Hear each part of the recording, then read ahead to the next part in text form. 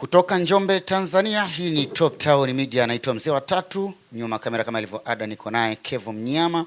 Karibu katika kipindi hiki cha kiburudani ambacho kinakujia kupitia channel yetu bora zaidi kutoka Njombe, Tanzania. Usisahau kuhakikisha kwamba unatutembelea katika mitandao yetu ya kijamii Facebook, Instagram, ukilike, kushare, lakini pia tuachie ujumbe wako mfupi wa maneno. Tunapatikana kwa jina moja la Top Town Media. Leo katika kipindi chetu nataka tumwangazie kijana kutoka mkoa wa Njombe. Kijana ambaye anafanya kazi za sanaa, anajulikana kwa jina la Isaac Dominic Sanga maarufu kama Masai Zedoni kutoka Makambako mkoani Njombe. Mwamba anafanya poa sana na amekuwa akijitengenezea mazingira ya kiupeke yake katika aina ya mziki ambayo anaufanya kwa nyanda za juu kusini. Nazungumzia mikoa hii ya kuanzia Iringa, Njombe, Mbeya pamoja na Ruvuma, bila kusahau Songwe. Aina mziki anaifanya yeye ni mziki wa singeli, kitu ambacho kimempa upekee kulingana na ukanda alioko, ambapo ni wasanii wachache sana wenye kufanya aina hiyo ya mziki, na istoshe amekuwa akifanya katika kiwango cha juu zaidi kila mara. Bwana Masai Zedoni hivi karibuni ameachia wimbo wake unaokwenda kwa jina la Unawazimu. Ni ngoma ambayo inafanya poa sana na imekuja kiutofauti ukilinganisha na muziki unavyokwenda. Ni muziki ambao umechangamka, lakini muziki ambao unachezeka mwanzo mwisho, muziki ambao unahitaji maeneo ambayo yana nafasi kubwa ya kucheza, watu ambao wenye vibe, watu ambao wenye upeo wa kucheza. Muziki ambao amezungumzia mambo mengi sana katika muziki ule, lakini pia amezungumzia upande wa migusa kidogo, upande wa mapenzi, akizungumzia kwamba inakueje demo anakuja mpaka ghetto alafu anakuambia leo Simba wanacheza. Inakuwa kama vile ni wazimu, vitu ambavyo vinakuwa sio poa sana. Lakini pia amezungumzia pia katika upande wa kimichezo kwamba unataka ni ame Simba niende Yanga, unawazimu japo inaweza kawa ni lugha tu za kimichezo au za kisanaa. Hatujui kama amezungumzia Simba hii na Yanga hii. Inawezekana pia ni lugha za kisanii, maybe inaweza ikawa amezungumzia chama, labda kwamba utoke chama kimoja kwenda chama kingine, au amezungumzia kumwacha mwanamke mmoja kwenda kwa mwanamke mwingine, lakini ni aina tu ya lugha za kimichezo kwamba unawazimu niondoke Simba niende Yanga, kitu ambacho yeye amekwambia ni kama wazimu. Lakini pia amezungumzia kidogo kwa chuki, kwamba chuki ambazo zinatokea ndio mafanikio yake, kwa hiyo kimwona chuki yaanze kutembea, huo ni wazimu. Lakini hivi karibuni paliibuka wimbi la wasanii kulalamika mara baada ya kucheleweshewa kupewa posho zao au kupewa stahiki zao pale walipo perform katika, tunasema katika event au sherehe za mikesha ya Mwenge mkoani Njombe. Masai Zedoni alikuwa mmoja wapo kati ya wasanii ambao walikuwa wameshiriki katika utoaji wa burudani, lakini Masai Zedoni hakuonyesha ushirikiano au hakuonyesha kusapotiana na wasanii ambao wanalalamika. Kuna baadhi ya interview au mahojiano ya moja kwa moja yalifanywa na baadhi ya wasanii, na Masai alipohojiwa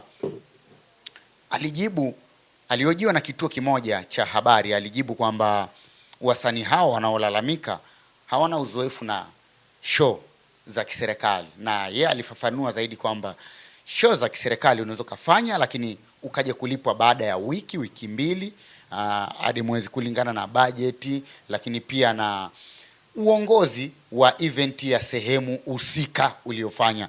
Kauli ile ilionyesha au ilinukuliwa tofauti na wasanii wengine, ikafika mahali mambo akawa magumu sana, wakamremove mpaka kwenye group la wasanii wa mkoa wa Njombe.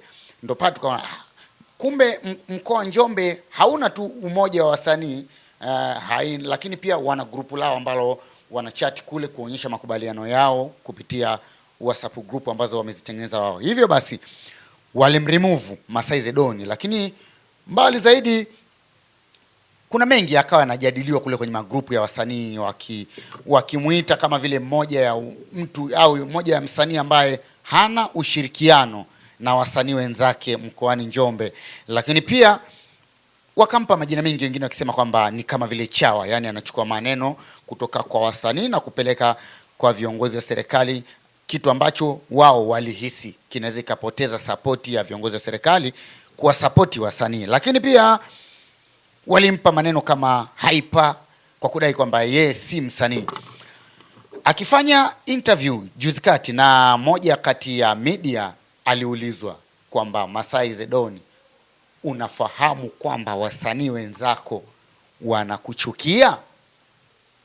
Masai alisema yeye hafahamu kwamba kama kuna wasanii wanamchukia, lakini alipohojiwa vipi swala la yeye kuitwa hyper badala ya kuitwa msanii, yeye alisema tu huyu anayeniita hyper atoe hata ngoma moja tu, tushindane naye ili tuone kwamba mimi na yeye nani hyper. Ni kuonyesha ujasiri, lakini pia kujiamini kulingana na aina ya muziki anayefanya. Hivyo basi wewe kama mtazamaji, lakini pia mdau wa burudani ya muziki, kipi ambacho nakiona kwa wasanii?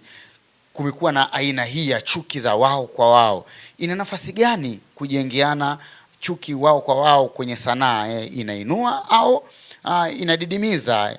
Na wao walidai kwamba Masai si msanii, lakini pia ilifika mbali kuhakikisha kwamba kama wana kundi lao la wasanii ambalo wanatumia kujadiliana mambo ya kisanaa katika grupu lao la WhatsApp. Unaonaje tukio au kitendo cha kumremove Masai Zedoni kwenye grupu la WhatsApp? Ni vipi? Ni kwamba ni kweli Masai Zedoni hastahili kupewa hadhi ya msanii? Ukiangalia Masai Zedoni amekuwa msanii peke yake, amekuwa ndo msanii kwa Njombe ambaye anafanya show nyingi zaidi za kiserikali. Amekuwa akifanya show kuanzia matukio ya Mwenge, matukio ya event nyingine za kiserikali, lakini pia amekuwa mstari wa mbele kuimba nyimbo za hamasa za chaguzi mbalimbali katika majimbo mbalimbali hapa nchini Tanzania. Lakini vipi kama serikali ambaye ndio ina chombo cha utambuzi wa wasanii, BASATA, wao wamemkubali na kumpa kipaumbele kama msanii ambaye anatumika katika event tofauti tofauti za chama na serikali. Lakini leo wasanii wenzake kutoka mkoani Njombe wameweza kumremove kwenye grupu la sanaa na kumpa jina kama chawa, kumpa jina kama hyper, kwamba yeye sio msanii, ni mtu wa kuongea jukwani, ni mtu ambaye ni chawa wa kuchukua maneno huku kwa wasanii wengine kupeleka kule. Nakumbuka wakati anaojiwa na msanii ule na mwanahabari wa chombo kimoja cha habari, yule mwanahabari alisema kwamba aliwahi kushuhudia tukio moja Masai akiwa na perform, kuna kikundi ambacho kilikuwa pembeni kikawa kama kinamzomea katika event ya kiserikali, lakini mara baada ya yule mwanaharakati au yule mwanahabari kufanya uchunguzi aligundua lile ni kundi la wasanii wakati ambao wametengeneza mazingira ya kuanza kumzomea ili kumpoteza au kumtoa kwenye njia ya kisanaa ambayo anafanya vitu ambavyo vinakuwa sio poa. Mimi nitoe rai tu kwa wasanii, lakini pia wadau wa sanaa na wapenda burudani mkoa wa Njombe kwamba ifike mahali tuhakikishe kama tuna support wasanii, tuwasapoti kwa umoja, lakini pia kwa kutazama kazi zao na sio kwa kufata upepo wa chuki ya msanii mmoja mmoja. Na ndio maana mimi niliwahi kupiga kelele nikasema kwa mkoa wa Njombe tuna wasanii wengi, kuna haja ya kuwa na chama cha wasanii, kuna haja ya kuwa na umoja wa wasanii. Unajua kwenye grupu huku kila mmoja anaweza akaongea lake, sababu anakuwa na ujasiri kwamba wewe uko kwenye grupu, kwamba uko nyumbani una chat tu, unaweza kusema Masai Zedoni 1 2 3, ukasema B2K 1 2 3, ukasema labda ukasema Tixiara 1 2 3, ukajua ukasema Bukiboy 1 2 3. Lakini pale mnapokutana wote kwa pamoja, labda mnakuwa na vikao vya mara moja kwa mwezi, mara moja kwa miezi mitatu, mara moja kwa miezi 6, ukaambiwa mwenye dukuduku na Masai Zedoni au mwenye dukuduku na Bialoni, mwenye dukuduku na B2K asimame aseme, sidhani kama kuna mtu atasimama. Kwa hiyo watu wanapata kiujasiri ya kupeleka maneno, ni kwa sababu yuko nyuma pazia, yuko kwenye simu yake, amejifungia chumbani kwake. Inafika mahali atasema kwamba Masai ni chawa, atasema kwamba Bialoni labda yuko hivi, atasema B2K yuko hivi, kwa sababu yupo nyuma pazia. Lakini ukiangalia Masai Zedoni ni msanii mkongwe kuanzia kwenye sanaa mpaka kwenye umri. Kwa sababu ukiangalia hapa kwa haraka haraka, ukiambiwa wataji wasanii mkoani Njombe ambaye umri wao umeenda, wa kwanza unaweza kumwambia ukasema labda ni Bialoni, alafu akafuata Masai Zedoni. Lakini ukiangalia hawa kina B2K, kina Snella Classic, hawa ni wasanii wadogo ambao wamekuja, pamoja na kwamba tayari wana platform kubwa katika sanaa zao.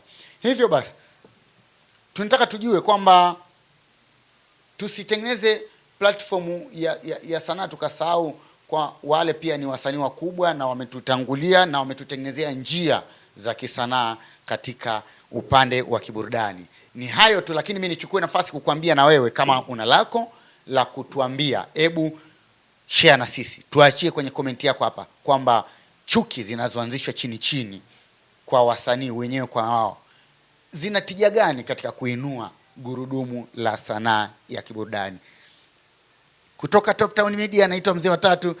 Leo tulikuwa tunamwangazia Masai Zedoni, lakini kuahidi tu kwamba tutamtafuta ili tufanye naye mahojiano ya ana kwa ana, atuambie vipi chuki hii inamwathiri kiasi gani katika upande wa sanaa. Ulikuwa nami katika upande wa burudani, lakini usisahau tu nyuma kamera pia tulikuwa naye Kevo Mnyama. Naitwa Mzee wa Tatu kutoka Top Town Media. Asante na kwaheri.